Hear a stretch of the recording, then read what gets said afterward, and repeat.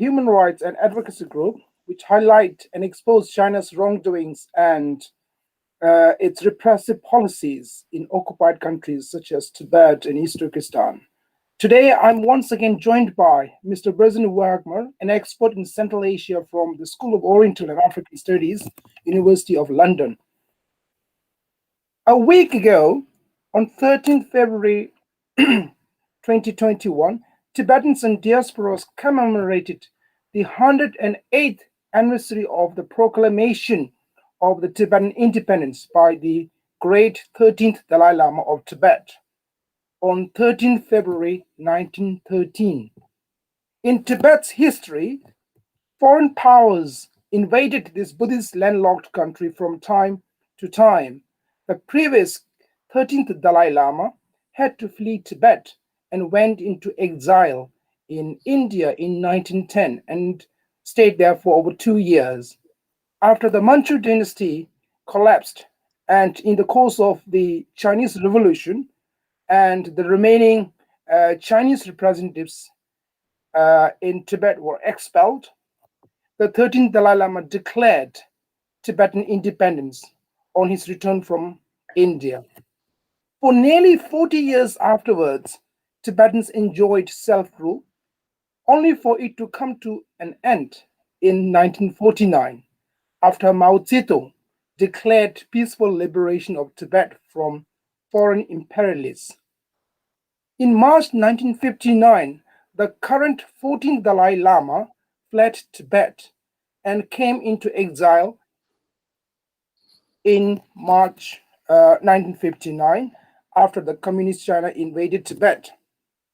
To discuss on the historical development of China's occupation of Tibet and the proclamation of Tibetan independence by the 13th Dalai Lama, we have an expert, Mr. Burzine Waghmar from SOAS, with me today. So thank you, Mr. Waghmar, for joining me once again. Thank you, Mr. Sering. Good morning to your viewers. You rightly mentioned about the 13th Dalai Lama, Thupten Gyatso's proclamation in February 1913, which we are commemorating this month, the 108th anniversary of the same. Well, permit me to use that as a point, our departure point for this historic discussion, and to trace a trajectory for your listeners from that point.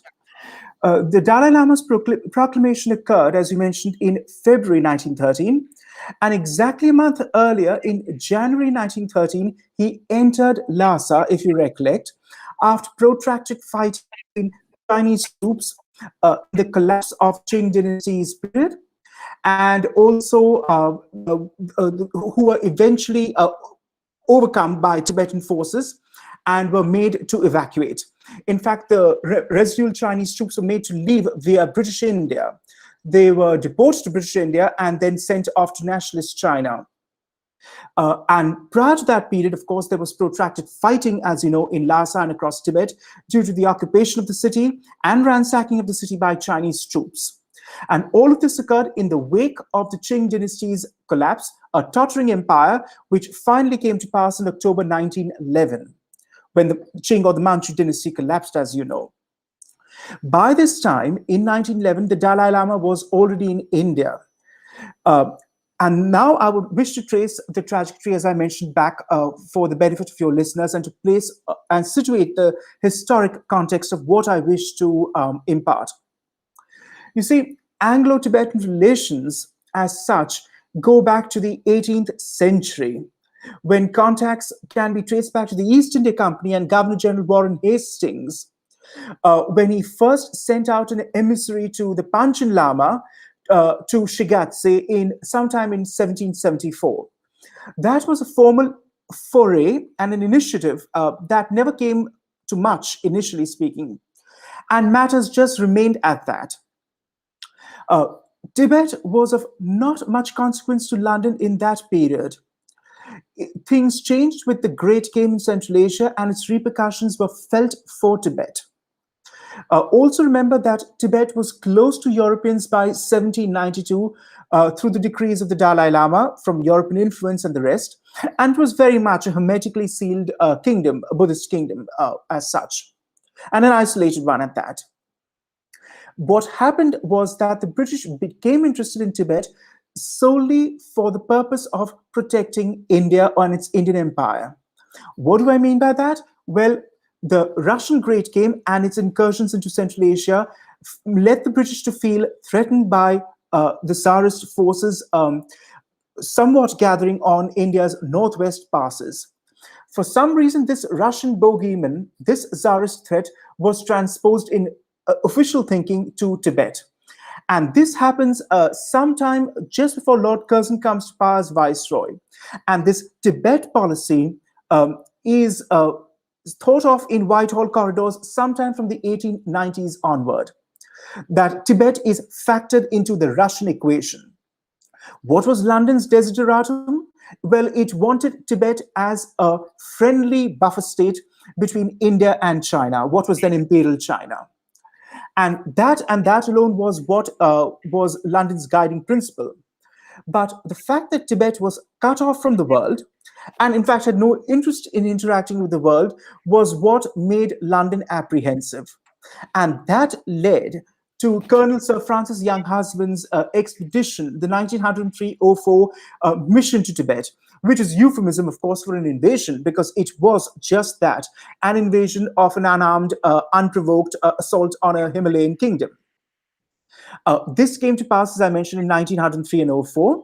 And from that invasion, or rather a product of it, was that on 7th September 1904, the Anglo-Tibetan Convention was signed, and conditions were imposed on Lhasa and the Dalai Lama, which entailed Lhasa paying about £500,000 as indemnity to London over 75 years, occupation of British Indo-British troops, Indian Army troops in the Chumbi Valley region, and of course for the opening up of trade attaches and legations in Tibet. The British wanted consular representation, but they did not necessarily want it in Lhasa. And this is important to realize. Now, one could say that the British had the upper hand after defeating the Tibetans, and they could have imposed by having opened a consular mission in Lhasa, but they did not, for fear of antagonizing the Chinese. And in fact, a trade mission was opened at Gyatse. The point is that the British did not realize that through the 18th and 19th century, Manchu rule in Tibet was tottering, to the point it had become so weak that Tibetans were running their affairs in more ways than one. And somehow London never tweaked that this was the situation on ground, and continued maintaining this fiction or belief that China called the shots, or that the Chinese Amban representatives in Lhasa were the ones who were the emperor's emissaries and dictated policy as political residents to the Dalai Lama. That was not the case. And London should have realized that Manchu rule was very weak by this time. In fact, the Younghusband invasion of 1904, if anything, strengthened China's hand in order to concentrate yet again on its western frontier and on its Tibetan frontier zone to strengthen its borders from invasion of foreigners. That was an unfortunate development that emerged out of the Younghusband invasion. Be that as it may, it took place. There were, if one can say, some positive aspects to it, in that Tibetan boys were sent to England for study. Tibet was formally opened up to the world for learning and for discovery, also for setting up of a British Bhotia boarding school, which had started in Darjeeling by 1874 to train Tibetans for westernization and for education, and of course, in order to assist the Dalai Lama in local civic government, the Central Tibetan Administration in Lhasa, as you know too. So at some point, Tibet was inevitably going to open up to the world and the 20th century at large. It is unfortunate it happened in this way. Now, what happens by this time? The 13th Dalai Lama obviously had sought Britain's assistance, despite Britain's invasion of Tibet. it was tactically worked out by the Kashag and the Dalai Lama that somehow we can depend or lean on London to protect us against Chinese incursions and imperialist ambitions. But that was to be disappointing. Concomitantly, the Dalai Lama also sent out overtures to Tsarist Russia, when in 1900, one of his representatives, a Buryat Lama, among Buryat Mongol Lama called Agvan Dorjiev, as his personal emissary, was sent to the Tsar in St. Petersburg. This, of course, piqued the British, who thought that the Dalai Lama was playing a double-cross game with them, which was not really the case. And they continued maintaining this suspicion right down to the 1910s that somehow the Dalai Lama was seeking Russian help. Well, and he was in a way seeking Russian assistance, but against the Chinese, not the British.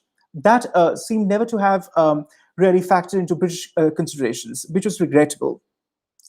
But the point is, Dorjiev returned back in 1904 to the 13th Dalai Lama, who by then was on a three-year religious retreat. And he, as per the Nechung oracle, which was invoked at this time, the Dalai Lama formally came out of this retreat phase and set out for Mongolia because of the deteriorating political situation. And so he did for a while, and he camped just outside Mongolia and stayed there for a while.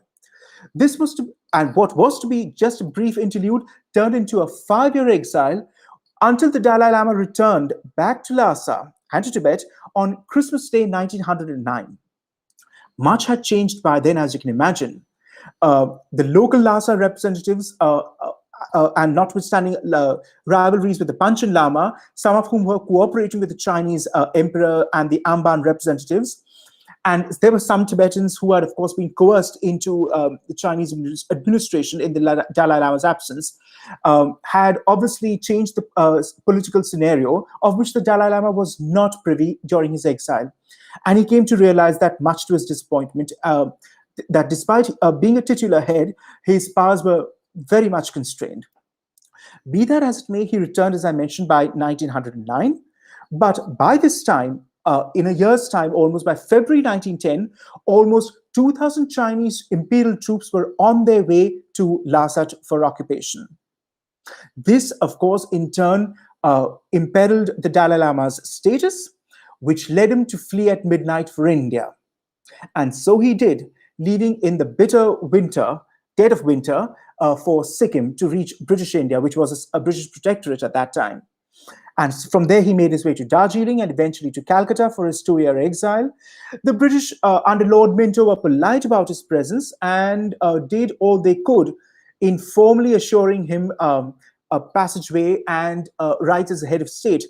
But despite his pleas and overtures, not much came of this exilic period, because London was under strict instructions to tell Delhi, the British Indian government, and in turn to inform the Dalai Lama, that we will not interfere in matters between Peking and Lhasa. So it was a bitter blow to the Dalai Lama again, thinking that the British would come to his aid, given that he had been afforded exile in India, but that was that, and nothing more came of it. But then suddenly things, Mrs. Sering, turned, well, shall we say, for the better, in that the tottering Qing dynasty, as I mentioned, collapsed in October 1911, and China was thrown into turmoil. By this time, of course, the Dalai Lama sought his opportunity to see the situation and make a bid for power again, and left Calcutta for Sikkim to be closer to the situation on ground and monitor what was happening in Lhasa. And of course, eventually, after much protracted fighting in Lhasa, which was occupied and bombed, and the city was divided between Chinese and Tibetan troops, as you know, and it was a bloody fight which went down to the last man, to alleys and lanes. The Chinese were defeated, and the Dalai Lama entered Lhasa in January 1913, and the proclamation occurred a month later, as you know, in February 1913. But the point is this. Again, the Tibetans were wary, and they should indeed remain wary of Chinese ambitions, because Imperial China did contend that Tibet was an integral component of the Chinese kingdom, the Middle Kingdom, as it were. But under the nationalist revolution, which ushered in Sun Yat-sen and President Yuan Shikai, things never really changed. because they too maintained that Han chauvinist ambition that the Chinese National Republic would be composed of 5 families, 1 nation policy. Namely, the Tibetans were just one component of it. But of course, they were ostensibly first among equals in this arrangement with Uyghurs and others. It was the Han Chinese who were first among equals and called the shots. And that is what pretty much it remained. And that remained the policy of the nationalist Chinese government too until 1949. And in fact, until the Dalai Lama died in 17 December 1933, the 13th Dalai Lama.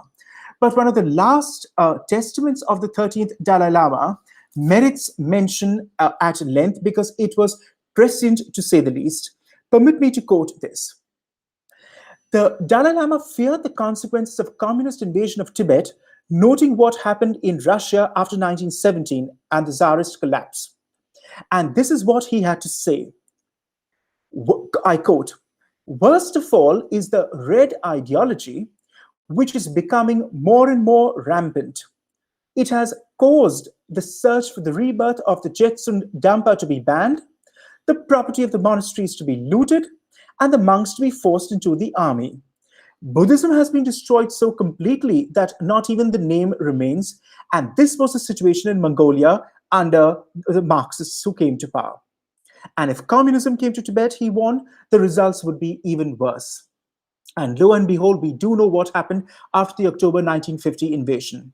The 13th Dalai Lama's prophecy was prescient, to say the least, of what would happen if the communists came to power.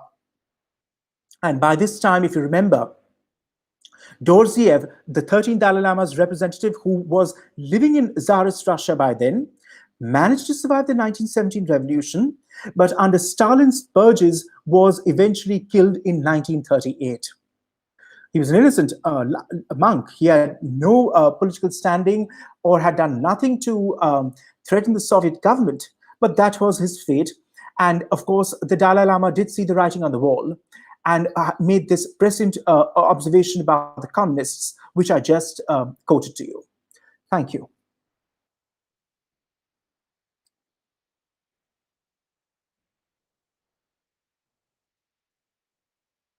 Sorry, can you hear me now? I finished. Sorry about that. I just unmuted now. Thank you very much. This is wonderful insight into the development of China's colonization of Tibet, and you taking right back. And Mr. Sering, again, I want to emphasize Chinese imperial policy, imperial China, nationalist China, and Maoist China. They may differ in their political orientations on various aspects and political arrangements and organizations. But when it comes to Tibet, they are all on the same page in containing Tibet, curtailing Tibetan aspirations, and looking at Tibet as a vassalage appendage of China as part of its frontier buffer policy like Xinjiang. Thank you very much. Thank you very much once again. As you said earlier, the proclamation of the independence of Tibet by the great 13th Dalai Lama occurred 108 years ago on 13th of February 1913. And I remember about 8 years ago, I think Tibetans in exile started commemorating this anniversary. And the declaration of Tibetan independence by the previous Dalai Lama. I mean, still today, Tibetans worldwide continue to observe and this anniversary. Basically, we cannot dilute or ignore the historical facts. And just recently, it's on the Tibetan New Year, Losar, on 12th of February, and basically it's on the eve of the 108th anniversary event. Tibetan Rangzhen or independence activist called Tenzin Tsuntu, he started on 500 kilometers month-long march from Dharamsala, headquarters of the Tibetan government in exile, to Delhi. His message is simple. repeal one China policy. So he is hoping to take this campaign and urge Modi government, Prime Minister Modi government, to repeal one China policy. And he's urging through this campaign worldwide to repeal one China policy. And here in the UK, Tibetans are now sort of showing solidarity with Tenzin Suntu's campaign, Walk a Mile for Tibet. And in the coming week or so, because 10th of March is not very far from now, Tibetan National Uprising of 1959 in Lhasa. So Tibetans in Paris, they're doing something in America, around the world, for example, in Taiwan as well. So there is this momentum sort of growing to expose China's and lie. made grow from strength to strength. It is imperative to do so, Mr. Sering, particularly with the Winter Olympics, which are supposed to be held in Beijing, and enough pressure should be put. Just as pressure was put for the Summer Olympics in 2008, we must bring full pressure to bear on China, particularly after the Wuhan virus and this COVID-19 pandemic, which is still gripping and destroying the world.